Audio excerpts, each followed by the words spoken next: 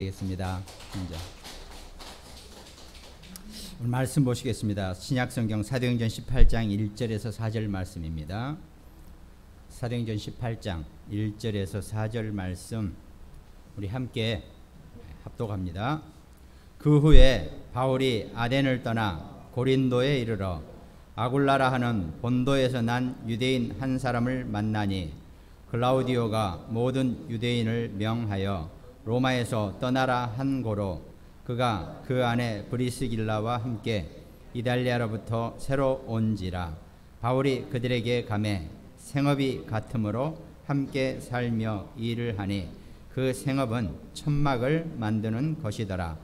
안식일마다 바울이 회당에서 강론하고 유대인과 헬라인을 권면하니라.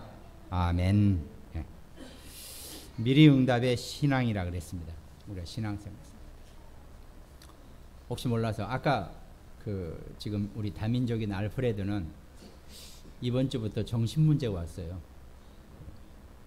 멘탈이 완전히 지금 영적 문제와 정신 문제가 합쳐져 가지고 막 일루미나티가 자기에게 전화하고 찾아오고 교회 다니면 죽여버리겠다 그러고 또 고향에 있는 가족들을 가만 놔두지 않겠다고 뭐 이런 식으로 협박을 해가지고 어제도 저랑 통화하면서 막 울고불고 난리가 났어요. 이제 오늘 혹시 예배를 데리고 와서 영적 문제를 치유를 받을까 지금 데려와 봤는데 도저히 안 돼서 아마 데리고 왔죠? 데려다 주라. 예, 그런 것 같습니다. 지금. 그렇게 아시고 기도해 주시기 바랍니다. 이게 타지에 와서 살다가 그런 본연의 영적 문제와 또 여러 가지 것이 합쳐지면 정신적으로 저렇게 지금 상당히 심각한 상태로 좀 된 것 같아요. 그렇게 아시고 또 렘넌트들이 살아가는데 자기 지역뿐만 아니라 또 세상 어디에서 살아가면서 이런저런 일들을 다 겪고 사는 거니까 우리가 그 정신이 마음이 빨리 온전해질 수 있도록 기도해 주시기 바랍니다. 예. 어쩌면 그것이 표시는 안 나고 드러나지 않았지만 또 여러분과 저의 우리의 신앙 상태일 수도 있습니다. 우린 다 그냥 드러나지 않으니까 우린 다 괜찮아 보이죠. 또 다 우리 멀쩡할 것 같고 저도 그렇지만 인간은 어쩔 수 없이 창세기 3장 사건으로 말미암아 그 영적 문제로 인하여 이 정신적인 질환이 정신 상태가 멘탈이 분명히 문제가 오는 경우가 있다는 거죠. 특별히 본인이 가지고 있는 그런 영적 문제와 또 본인의 삶과 또 살아가는 스타일, 그다음 자기의 취미, 또 자기가 뭘 더 좋아하는 거 이런 거하고 섞여가지고 그게 뜻밖의 전혀 다른 상태로 나타나는 지금 그런 상황이 얼마든지 우리가 있습니다. 그래서 사실은 우리의 신앙은 여러분과 저는 구원받고 하나님의 자녀가 된 다음에 우리는 신앙생활을 하는 거죠. 우리의 신앙 상태 자체가 우리의 신앙은 우리가 한 가지 뭐 많이 있겠지만 한 가지가 확실해야 됩니다. 우리는 하나님을 믿는 사람들입니다. 근데 문제는 다 기독교인이든 뭐 누구든 다 물으면 하나님 믿는다고 그러죠. 또 불신자도 하나님은 있는 것 같은데 하느님은 있는 것 같은데 뭐 이렇게도 표현한단 말이죠. 그럼 여러분과 저는 우리는 어떤 하나님을 믿고 계십니까? 많이 있지만 특별히 세 가지 형태로 무소부재하신다 그랬죠. 어디든지 우리와 함께 하시는 성삼위 하나님의 능력을 우리가 믿기 때문에 어디든지 계신다고 임마누엘이라고 우리가 늘 고백한다는 겁니다. 육신적인 사람들에게는 일단 이게 이해가 안 되죠. 일단 하나님에 관해서 뭐 존재에 관해서도 이해가 안 될 수 있죠. 그러나 적어도 여러분과 저는 하나님의 이름을 부르는 순간 우리는 영의 세계를 아는 영적인 사람들이라는 겁니다. 우리가 영적인 존재이기 때문에 이 영적인 것이 빠져버리면은 문제가 생긴다는 겁니다. 그 영적인 것이 강하게 온전하게 기반을 갖추지 못하고 있으면 정신적으로도 문제가 오고 결국은 육신 자체도 어려움이 생겨날 수 있다는 겁니다. 우리가 이 무소부재의 하나님, 어디든지 나와 함께 하신다는 것. 내가 만약에 불 가운데 있으면 하나님 뜨거워서 나를 못 쫓아오시겠지, 이렇게 생각하시면 오산이라는 거죠. 불 가운데 있다 할지라도, 물 속에 있다 할지라도, 어디에 있든지 하나님이 나와 함께 하신다는 것. 그것이 무소부재, 안 계시는 데가 없다라는 그런 의미입니다.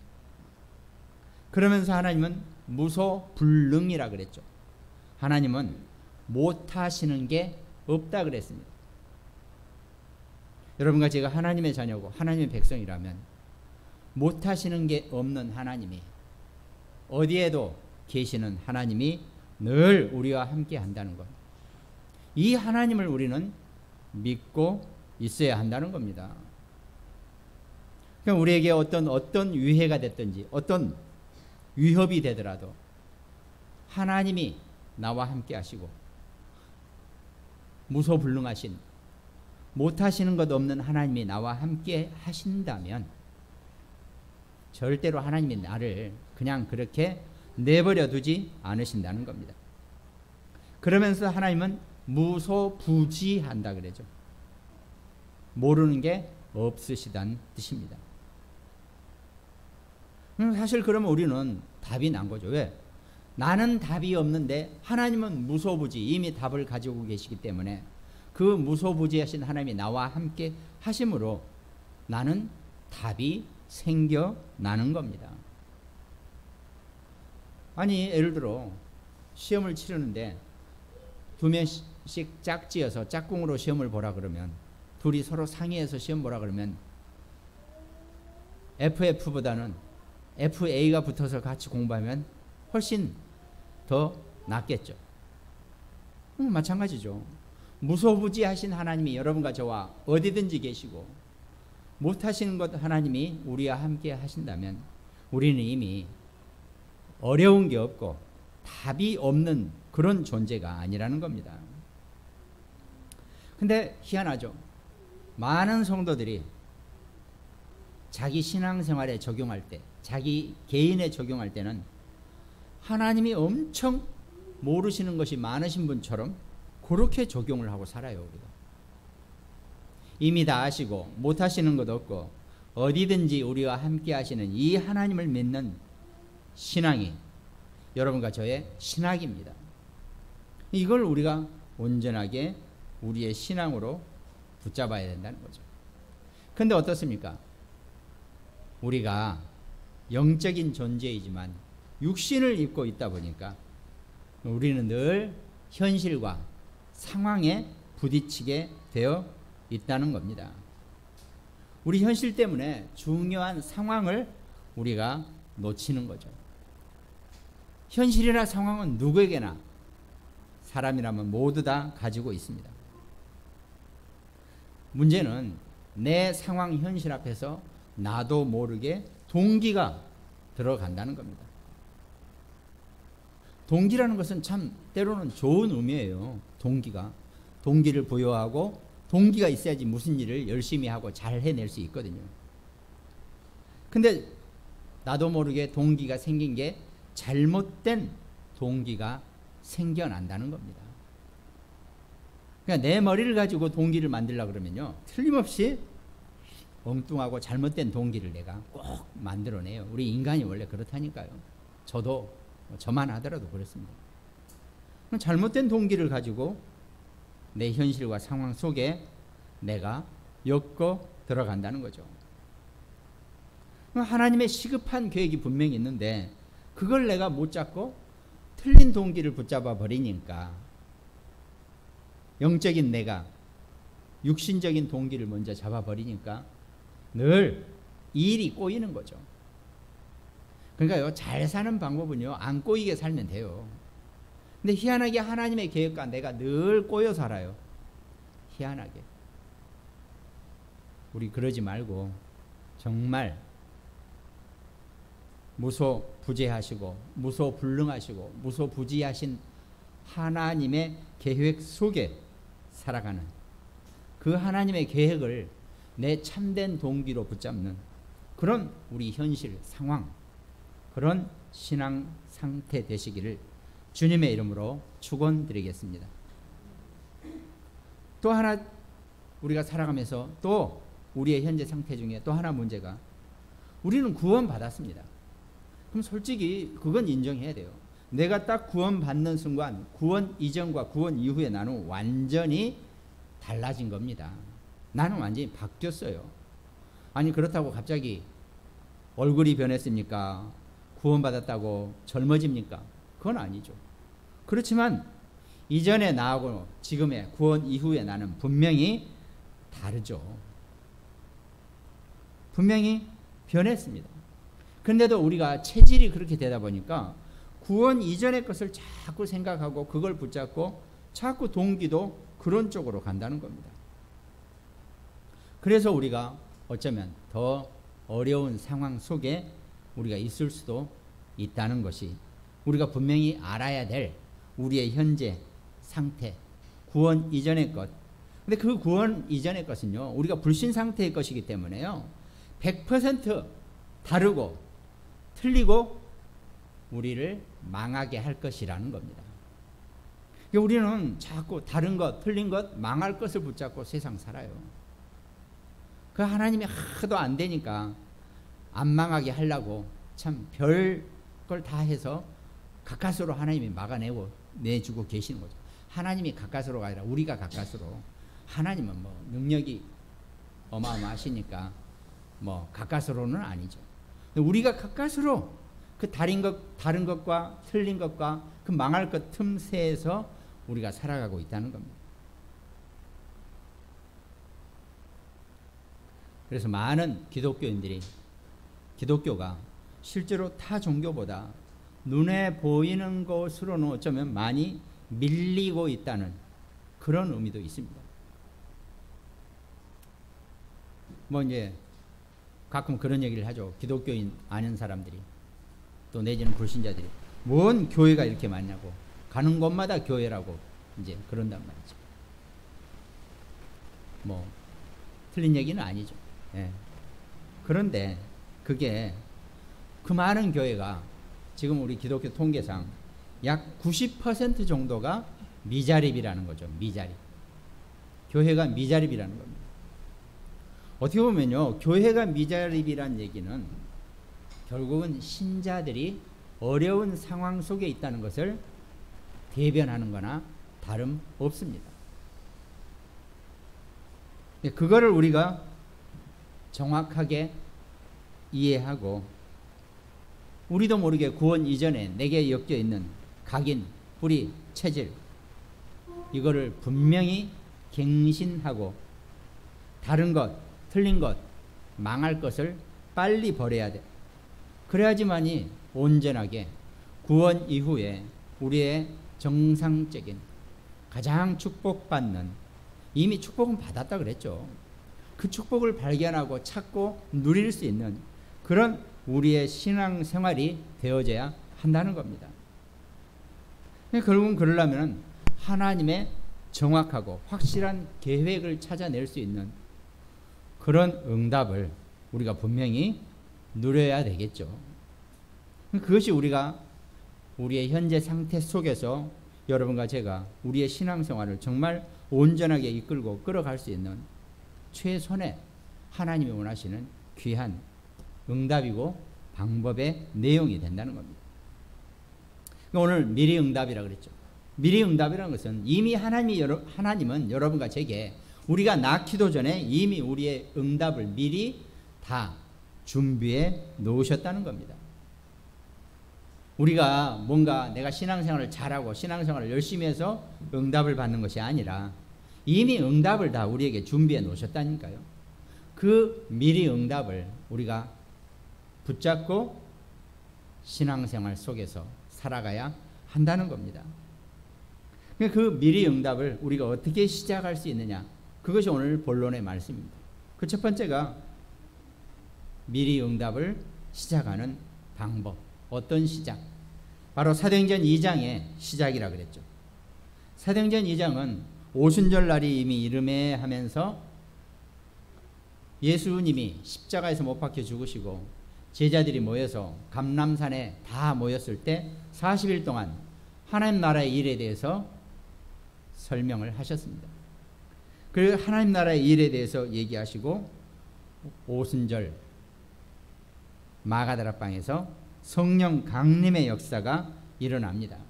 이제 그때부터가 이 초대교회 또 우리 온 기독교인들의 미리 응답의 시작이죠. 그것은.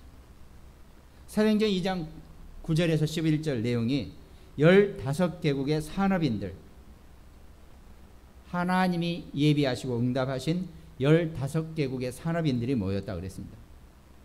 근데 적어도 여러분과 제가, 우리 자녀들이 시작할 때는 세상에, 우리는 지금 기도할 때 237 그러죠. 적어도 기본이 15개국입니다. 15개국의 응답을 우리가 준비하고 시작해야 된다는 겁니다. 작게 모인 것 같아 보이지만 그 힘은 어마어마하다 그랬습니다. 그 중에 사도행전 2장 10절에 로마로부터 온 나그네 그랬습니다. 오늘 본문의 주인공들이죠. 우리는 이렇게 해석하죠. 로마에서 온 나그네들이 아마 브리스길라 부부가 아니었겠느냐, 이렇게 우리가 얘기한단 말이죠. 우리가 예측을 합니다. 뭐 답은 안 나와 있고 이름은 안 나와 있으니까 우리가 그렇게 예측한다 그래서 크게 문제될 거는 없을 겁니다. 왜? 성경의 사도행전에 브리스길라 부부는 많은 역할을 하고 전도자 바울을 돕는 최고의 역할을 하는 그런 인물들이었기 때문에 틀림없이 로마의 나그네가 그 사람들이 아니었겠느냐, 우리가 이렇게 예측한다 그래서 지탄할 사람은 아무도 없을 겁니다. 그가 이 15개국의 이름을 쭉 읽어보면요, 저도 지금도 이 15개국의 사도행전 2장 9절에서 11절 읽을 때 혀가 막 헛돌아요. 왜? 듣도 보도 못한 나라들이 하도 많아가지고. 그것이 여러분과 저와 우리 자녀들, 우리 렘넌트들의 미리 응답의 시작이 되어야 한다는 겁니다. 적어도 15개국의 응답을 우리의 시작으로, 미리 하나님이 우리에게 미리 준비해 주신 응답의 시작으로 우리가 붙잡고 시작하는 것, 이게 우리가 정말 신앙생활하면서 꼭 필요한 시작입니다. 그것이 마가다락방에서 그 사도행전 2장 처음의 역사가, 그 오순절 마가다락방의 성령 강림의 역사가 그냥 끝난 게 아니었잖아요. 그 뒤에 사도행전 전체를 다 이 오순절 마가다락방의 역사가 계속 진행되고 있는 것을 사도행전은 써놨다는 겁니다. 사도행전 13장, 14장, 16장 다 미리 응답의 모든 것이 준비된 그 역사를 기록해 놓은 것이 사도행전의 내용이라는 겁니다. 사도행전 16장 15절, 아니 말씀드렸잖아요. 바울팀들은 아시아 사람들이에요. 아시아 사람들은 황색 인종이란 말이죠. 근데 빌립보를 가가지고 마게도냐로 들어갔을 때 거기는 유럽 사람들입니다. 물론 유럽 사람들도 우리보다 키가 뭐 적은 사람들도 많이 있어요. 그렇지만 다 백인이죠. 그리고 거의 그쪽 북구 쪽 사람들은 막 전쟁을 일삼던 사람들이기 때문에 덩치가 커요. 체격도 크고. 그런 사람이, 그런 루디아가 만일 나로 주 믿는 사람으로 알거든 내 집에 들어와 유해라. 자기 집을 쉽게 오픈하지 않죠. 근데 내 집에 들어와 있어라. 이렇게 하나님이 미리 응답하시고 미리 준비하셨다는 겁니다. 우리가요, 어디 가서 정말 새로운 지역과 새로운 사람을 만날 때 하나님이 여기에 내게 미리 응답을 하셨고 미리 준비하셨다면 난생 처음 보는 사람도 내게 하나님의 능력으로 마음을 열고 문을 열 것이다, 이렇게 생각하고 모든 것을 진행하면 아마 틀림없이 하나님 주시는 완벽한 응답을 받고 나가게 될 겁니다. 뭐 저도 그런 기억이 나죠. 대학 졸업하고 난생 처음 갑자기 부산으로 이렇게 취업이 돼서 부산으로 한번 갔다니까요. 아무튼 뭐 근데 그때만 하더라도 물론 하나님 믿지 않은 마음이었고 어린 마음이었기 때문에 막상 혼자 가서 주공아파트 임대 얻어가지고 13평짜리 임대 얻어가지고 딱 들어가 사는데 첫날 밤 딱 자는데 너무 싫은 거예요. 그 낯선 곳이. 회사는 괜찮았어요. 미슐린이니까. 타이어 회사였는데 공대니까 뭐 그렇게 갔었죠. 근데 너무 싫은 거예요. 더군다나 가서 회사에서 원래 내가 계약 조건하고 나하고 안 맞더라고요. 나를 원래 내 전공 부서에 넣기로 했는데 갑자기 이렇게 다른 부서로 나를 빼길래 에이 핑계 잘 됐다 그러면서 그만두겠다 그러면서 일주일 만에 돌아온 적이 있는데 그렇단 말이죠.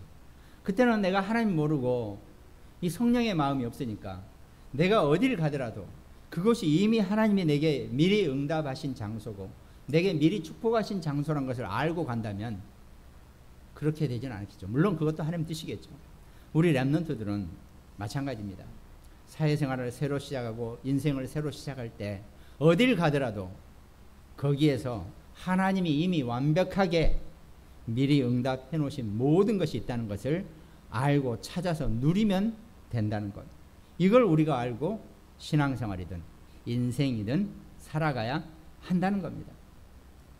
그러면서 우리가 어떤 현장에서도 늘 놓치지 말아야 될 것.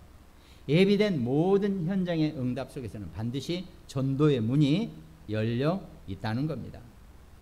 그러니까 바울은 사도행전 2장의 역사 속에서 사도행전 13장, 14장, 15장, 16장, 19장의 역사 속에 쭉 가는 중에 가는 곳마다 이미 하나님이 전도와 선교의 모든 응답을 다 준비해 놓은 것을 마음껏 누리던 그런 사람이었습니다. 내가 이 예수 그리스도를 목숨 걸고 전달하고 증거해야지. 물론 이것도 바울의 마음입니다. 근데 바울은 가는 곳마다 하나님이 미리 응답하신 모든 축복을 볼 줄 알고 누리는 그런 사람이었습니다. 왜? 내가 하나님의 친히 대사로 가는 길에 하나님이 모든 것을 다 완벽하게 준비하지 않으셨겠느냐.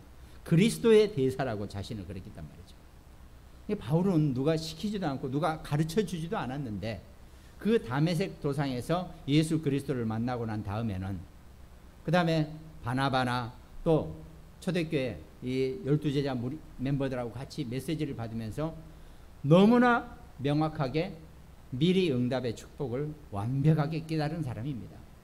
그러니까 바울은 어딜 가더라도 두렵지 않았고 어떤 상태에 있다 할지라도 절대로 겁내하지 않았다는 겁니다. 왜? 아까 서론에 말씀드렸잖아요. 무소부재하고 무소불능하신 하나님이 나와 함께 하시기 때문에 어딜 가더라도 두려워하지 않고 위협이 될 수 없었다 그랬죠. 한 번은 루스드라는 곳에 가가지고 돌로 맞아서 한번 거의 죽었다가 다시 살아났다 그랬죠. 바울이 나중에 그게 이제 고린도서에서 그 고백을 하잖아요. 내가 죽었다가 삼층천까지 갔다가 온 그 나 자신을 자기가 설명을 한단 말이죠. 그런 거란 말이죠. 죽어도 죽음이 아닌 그런 존재가 바로 바울이란 말이죠. 그게 여러분과 저의 미리 응답의 시작입니다. 그럼 본론의 두 번째로 이 미리 응답이 실제적으로 우리에게 역사하는 부분이 있습니다. 그러면 실제적인 역사를 하기 이전에 우리가 아까 시작이라 그랬죠. 이 시작에서 가장 중요한 게 필요합니다. 우리가 세상 사람들이 보통 시작이 반이다 그러죠. 일단 시작해놓고 보자. 시작하자. 대부분 이렇게 많이 설명한단 말이죠. 물론 일단 기독교인들은 여러분과 제가 하나님 자녀는 일단 시작하는 것도 하나님의 인도라고 우리가 얘기하죠. 그러나 정확하지 않은 시작보다는 시작 안 하는 것이 더 낫다. 또 이렇게도 우리가 표현할 수 있다는 겁니다. 그게 뭡니까? 바로 왜? 하나님의 인도를 받는 것이 정확한 시작입니다. 그러니까 우리가 미리 응답을 시작할 때 하나님의 실제적으로 하나님의 정확한 인도를 받아야지 우리가 정확한 시작이라고 얘기할 수 있다는 겁니다. 그러면 우리가 그냥 눈에 보이는 시작은 어떤 시작입니까? 가장 낮은 것으로 시작하라 그랬습니다. 우리가 굳이 뭘 하나 하는데 어마어마하게 차려놓고 찾아놓고, 물론 자금이 어마어마하게, 뭐가 어마어마하게 많이 넘쳐나면 그렇게 할 수도 있겠죠. 그러나 굳이 그걸 안 되는 걸 온갖 빚을 다 내가지고 시작을 해버리면 결국은 어려울 수밖에 없다는 게 세상 이치입니다. 그러니까 우리가 거기에 잘 생각하면서 내가 정말 육신적으로는, 눈에 보이는 것으로는 가장 낮은 사실로 거품을 빼고 부풀림을 빼고 가장 낮게 시작할 수 있는 것, 그게 가장 현명한 시작이라고 우리가 얘기하죠. 왜? 하나님의 정확한 인도를, 정확한 시작을 우리가 사실은 찾아내기가 쉽지 않잖아요. 그럼 일단은 가장 낮은 시작을 해보라는 겁니다. 그러면서도 나의 미래는 가장 높게 붙잡으라는 겁니다. 내가 언약과 메시지를 붙잡고 하나님 말씀 속에 있는데 적어도 나의 이상과 목표는 최고로 높은 곳에 두어야 한다는 겁니다. 그래야 올라갈 만 나죠. 그냥 다리 한 계단 한 10개 올라가면 올라가는 거고 그래서 만세하고 부르는 것보다는 밑에서 내려다 봤을 때 어마어마하고 까마득한데 거기를 올라갔을 때 그 정복감과 그 기쁨, 그걸 우리가 적어도 맛보려면 정말 낮은 데서 시작해서 우리의 목표와 우리의 미래와 우리의 눈은 가장 높은 곳을 볼 수 있어야 한다는 겁니다. 그러면 이제 그때부터 시작이 정확하니까 과정이 제대로 나오겠죠. 그 과정이 우리의 흐름이라 그랬습니다.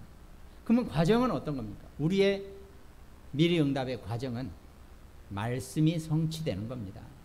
말씀이 계속 응답이 되어지는 겁니다. 여러분 그렇게 하고 계십니까? 예를 들어 주중에 내가 뭔가 사건이 생기고 뭔가 트러블이 생기고 뭔가 문제가 생겼다. 그러면 이번 주 주일 말씀이 뭐였지? 이렇게 돌아가세요. 도대체 어떤 말씀이었지? 물론 매일 주일 말씀의 제목이라도 붙잡고 기도하시는 분들은 당연히 있으시죠. 그렇지만 살다 보면 바빠서 그러지도 못해요. 그럼 어떡합니까? 뭐 문제가 생기고 사건이 생겼을 때라도 하나님의 말씀으로 돌아가라는 겁니다. 말씀으로 돌아가는 것, 그것이 말씀 성취의 최고의 방법입니다. 내가 말씀을 기억 못하고 있는데 말씀이 어떻게 성취됩니까? 말씀 성취를 따라가는 과정이, 올바른 시작 뒤에는 반드시 말씀이 성취되는 과정이 계속 되어진다는 겁니다. 그러니까 우리가요, 신앙생활을 가장 잘하는 것은, 저도 오늘 하나님의 말씀을 따라가서 이 말씀을 설교를 하고 있거든요. 그럼 여러분과 저가 함께 하나님의 말씀을 따라가는 것이 우리의 최고의 신앙생활이고 우리 교회의 현재 상황이고 미래의 모습이 된다는 겁니다. 그러니까 내가 그 말씀을 따라가고 그 말씀이 성취되는 과정 속에 있으니까 이 말씀이 내게 늘 입에서 나올 수밖에 없고, 그러니까 누구에게도 전달할 수 있는 그런 힘이 생겨난다는 겁니다. 그럼 자연스럽게 응답이, 우리가 기도 응답도 되지만 말씀의 응답이 따라오게 되어 있다는 거죠. 그것이 여러분과 저의 가장 하나님 자녀의 정체성의 내용입니다. 하나님 나를 구원하신 이유, 이곳에 있는 이유, 내가 이 교회에 있는 이유, 내 이 현장을 주신 이유, 그 이유가 나의 정체성입니다. 나의 자존감이고 나의 정체성이라 그랬죠. 우리가 말씀 흐름은 같아도 각기의 정체성은 다 다를 수 있습니다. 왜? 다 각기 다르니까요. 인생을 살면서 자기 전환점을 보고 갱신할 수 있는 사람, 그것이 바로 내가 어떤 정체성을 갖고 있느냐에 따라 달라진다는 겁니다.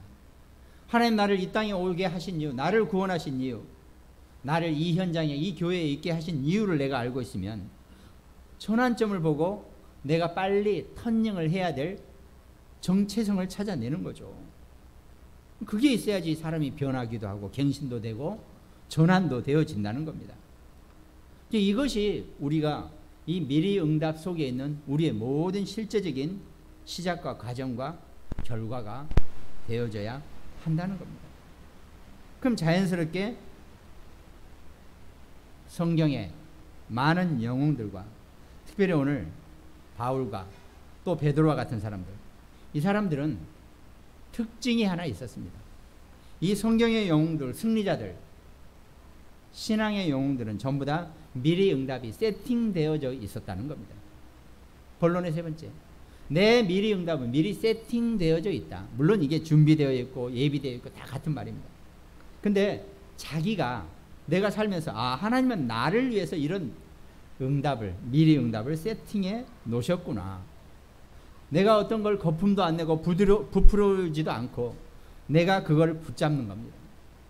그러니까 바울 같은 경우는 사도행전 9장 15절, 이방인과 왕들 앞에 세우기 위해서 택한 나의 그릇이라는 것, 그게 바울의 미리 응답의 세팅이었어요.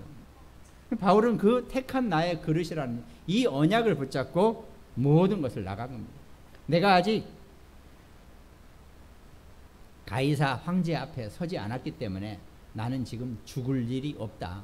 아무리 태풍이, 아무리 풍랑이 몰아쳐도 입에는 절대로 가라앉을 수가 없다는 것을 바울은 분명히 알았던 겁니다. 그것이 바울 자신의 미리 응답이고 미리 응답의 세팅, 택한 그릇의 내용입니다. 베드로는 좀 늦게 왔죠. 베드로는 예수님이 십자가에서 못 박혀 죽으시고 네가 달기 울기 전에 3번이나 나를 부인할 것이라고 이렇게 예수님이 예언하셨죠. 정말 군사나 소녀 그 동료 하인들이 너 저 사람은 같이 있지 않았냐? 그러니까 무슨 소리야, 내가 어떻게 저런 이상한 사람을 아냐고 이렇게 막판에 가서는 예수님을 비방까지 하면서 부인했던 사람이에요. 그 베드로에게 요한복음 21장 네가 나를 사랑하느냐라고 물어봤을 때 주님이 아시나이다 하니까 내 양을 먹이라라고 말씀하셨다는 거예요. 내 양을 먹이라. 이게 베드로의 이제 완전히 복음을 붙잡고 난 뒤에 세팅된 겁니다.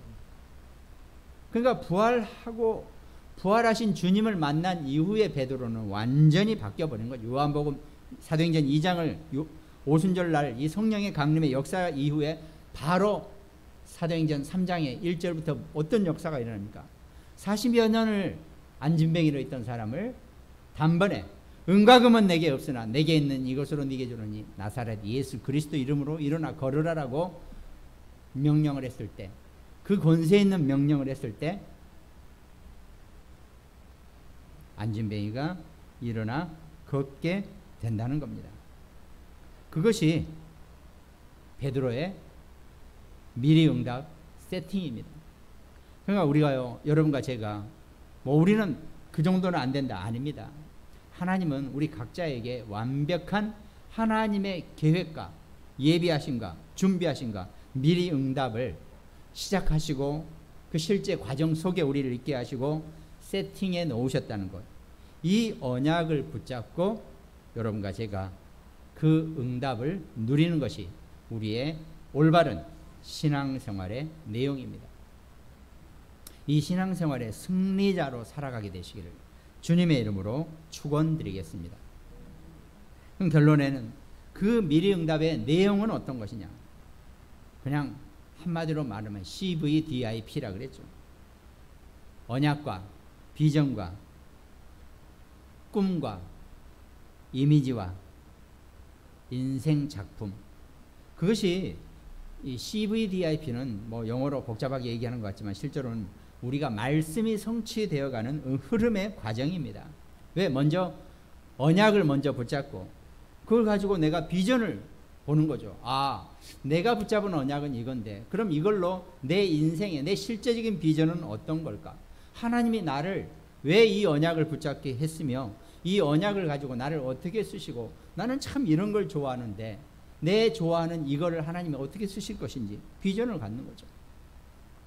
당연히 그걸 가지고 꿈을 꾸는 거죠. 아직 오지 않았지만 분명히 내게 형상화되어지는 꿈. 그걸 가지고 사실화시키는 겁니다. 살아가면서. 그리고 그걸 내 인생 작품으로 남기는 겁니다. 그것이 미래응답의 내용이고 흐름의 과정이죠. 그걸 우리가 말씀 흐름 속에서 딱 붙잡고 단계별로 내가 살아가는 겁니다. 그러면 예배 시간에 내 개인에게 또 우리 교회에게 이 말씀 응답 성취의 흐름이 나올 수밖에 없는 거죠. 그걸 보고 사는 겁니다. 나 자신과 또 우리 가족과 우리 교회와 또 한 시대와 이걸 다 엮어서 말씀 속으로 놓고 사는 것. 지금 나는 아무것도 하는 것도 없고 집에서 놀고 있는 사람이다. 상관없습니다. 내가 이 언약의 흐름을 내가 어떻게 붙잡고 있느냐에 따라서 하나님이 나를 사용하시고 시대적으로 응답을 받게 하는 모든 만남을 이루어 가시는 그 인생을 하나님 우리에게 주어 주신다는 겁니다. 그러니까요, 어떻게 보면요, 하나님은 우리에게 어마어마하고 원대한 계획과 모든 걸 준비해 놓으셨는데 내가 그걸 못 잡고 내가 그걸 찾아먹지 못하니까 늘 나는 빌빌한, 늘 나는 부족하고 늘 나는 힘들고 늘 나는 연약하고 외롭고 이런 인생을 사는 것이 오늘날 기독교인이 되어 버렸다는 겁니다. 우리가 그럴 이유가 하나도 없다는 거죠. 적어도 우리 렘넌트들은 정말 하나님이 나를 부르신 하나님 자녀의 정체성과 구원하신 이유를 내가 깨닫고 내가 잡은 이 언약의 말씀을 가지고 정말 담대하고 당당하게 세상을 헤쳐나갈 수 있는 그런 응답자가 되어져야 할 것입니다. 여러분과 제가 예배를 드리고 기도를 하고 우리의 입에서는 늘 렘넌트를 향한 기도, 렘넌트의 미래를 향한 우리의 기도가 사실은 어떻게 보면 전부라고 할 수 있겠죠. 그럼 분명히 우리 자녀들, 렘넌트들은 이 미래 응답의 시작과 과정과 또 세팅된 것을 가지고 현장에서 내 개인과 또 교회와 내 삶의 현장에 CVDIP를 분명히 언약과 비전과 꿈과 형상과 인생 작품을 가지고 그 흐름 속에서 나아가면 분명히 우리는 승리자가 될 수밖에 없다는 것을 알게 된다는 겁니다. 그 힘을 가지고 우리가 분명히 살아갈 수 있는 귀한 하나님의 자녀 백성, 우리 모든 식구들 되시기 바랍니다. 또 특별히 오늘 말씀을 함께 나누고 있는 모든 가정과 굿모닝병원 현장과 대전, 광주, 인천, 일본, 미국 지교회 말씀 성취, 미리응답 성취 모든 것을 누리는 한 주간 되시기를 주님의 이름으로 축원드리겠습니다. 기도하겠습니다. 하나님 감사를 드립니다. 주께서 우리를 선택하시고 하나님의 귀한 자녀와 백성 삼으셨으니 말씀의 힘을 가지고 온전하게 승리하고 하나님 주시는 최고의 축복을 누릴 수 있는 귀한 전도제자의 삶을 살 수 있도록 미리응답의 실제적인 모든 수혜자가 될 수 있도록 하나님 축복하시고 역사하여 주시옵소서. 감사를 드렸고 우리를 구원하신 예수 그리스도 이름으로 기도드립니다. 아멘.